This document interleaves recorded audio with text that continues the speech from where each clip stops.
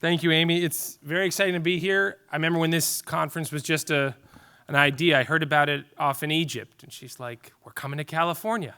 It took us meeting up in Sharm el-Sheikh at COP27 to get all the way back home. That's the scope of what the Climate Registry does. It literally is trying to save the whole world with better math, good standards, and bringing people together like the people here today.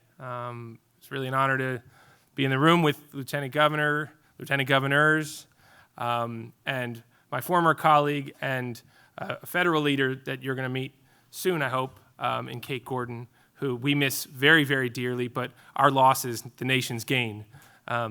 So I chair the Joint Committee on Climate Change, which oversees all climate policy in the state of California, which is varied and vast. But we know that there are opportunities, especially for people like you all in this room, to do more than say business as usual. So when we're thinking about, what does it mean to take climate action as a state, we have all the sort of backbone fundamentals. The ZEV mandate, AB 32, the cap and trade program, and all those sort of pathways to get, say, statewide emissions reductions down to whatever target we're at, wherever we're at. We have a 2030 target coming up, and the Air Board says they want to exceed that. I think they can even do more. But I think the future of climate policy and where things really start to get interesting is where one subnational jurisdiction like California, just like it did in the automotive sector, can start to impact the thinking, the pricing, the actions around carbon for the whole world, especially for the multinational corporations and other nations that we do business with. And that, to me, is really the exciting new frontier that we're diving into in the Senate right now. We have a climate disclosure package we're working on that is essentially modeled off of the Biden administration's push around just making climate risk that's material known, transparent, wrestled with. This is tough stuff, and those of you who watch really bad TV news will hear about ESG and woke capitalism and how dangerous it must be to actually understand the risk of, say, a hurricane blowing down your factory or a fire burning through your community or your entire insurance portfolio, being subject to drought risk. That somehow has become bad politics, but it's not bad business. It's actually very good business. And Kate and other people back in the day who've been working on this published a report actually called Risky Business. Tom Steyer, I think Hank Paulson, and Mike Bloomberg, before there was GFANS, before there was Climate Action 100, before there was sort of this push around Scope 3 emissions, we just said, we don't know enough, in California at least, about what we're facing. I didn't know enough representing the communities I do in North LA County how serious it was. I'm saying I got caught flat-footed and my whole community burned down overnight. I lost my own apartment in the Woolsey fire. And I lost a lot less than other people did because we literally weren't paying attention to the risk. And it goes from just one, person in an apartment to the entire global finance sector to just pull our heads out of the sand and face some uncomfortable truths. But I also, I think this is a great opportunity for innovation. And I think especially the people in this room who spend time thinking about how to get protocols right, what those details are that need to be sweat, how to actually quantify emissions reductions and look at verification standards and permanence and all the things that the registry does, that new startup companies that are quickly emerging, like Persephone, I know, is in the room, people who are operating in the sector. So the Climate Leadership Award goes to Bank of America, right? And rightly so. That net zero standard makes me proud to have a bank account with them. And I think more banks should be following what they're doing. And I think it's in all of our interest to see this SEC rulemaking go through. And if you all do one civic lesson today, weigh in however you can in whatever channel you have to see that we get an SEC climate disclosure standard through before this fall, like now, because it's ready and we can do this now. That would be my big ask. It's not my bill. You don't even need to call a state senator, but let's find a way, because that standard, I feel, is at least going to hold pace with what the rest of the world's doing. Japan and the UK are moving on ISSB. Europe's pushing ahead on Article 7. You can't do business now in about a week with Canada unless you're disclosing Scope 1 all the way to 3 emissions. That's coming right now.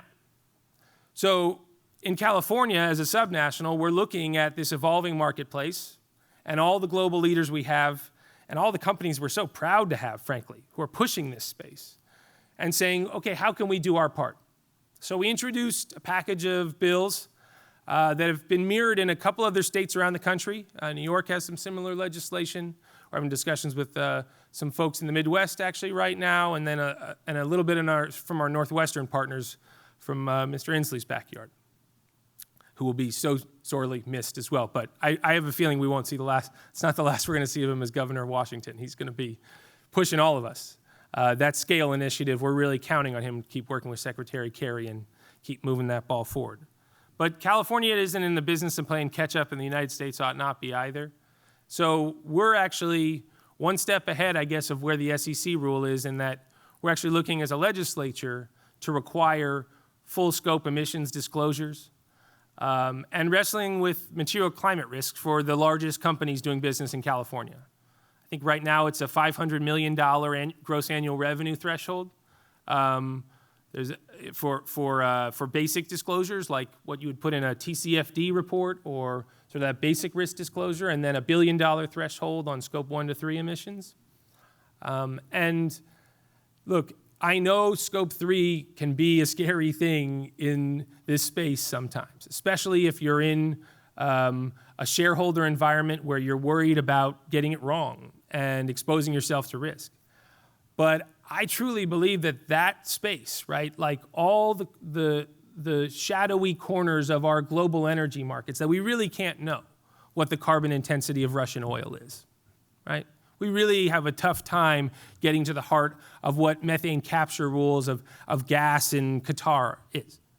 But I think that as we've stretched, say, with the low carbon fuel standard, or with our pushes in offset markets and voluntary offset markets to get good math, but most of all to have, to the Lieutenant Governor's point, corporate leadership demanding it, a true marketplace for it, we're going to see innovation in that space.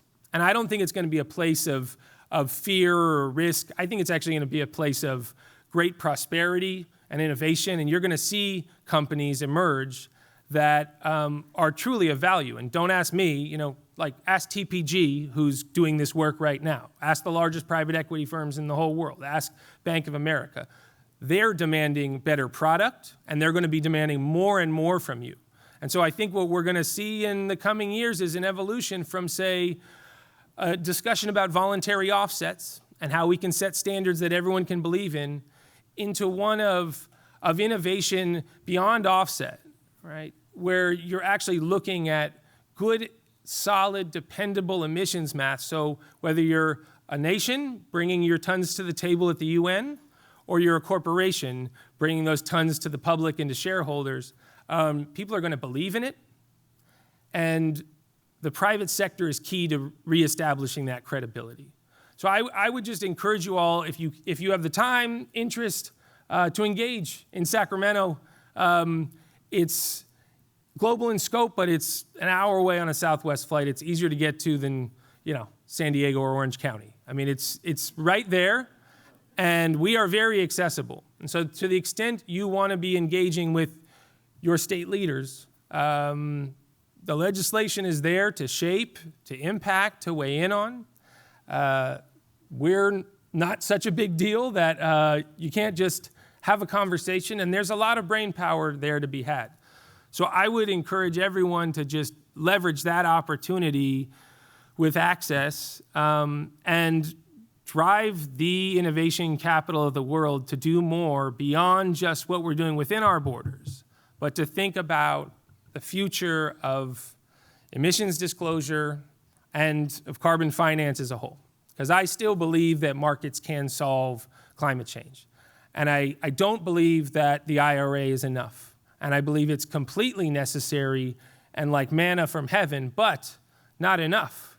Because remember, after everyone got manna from heaven, then started complaining, because it's like only so much.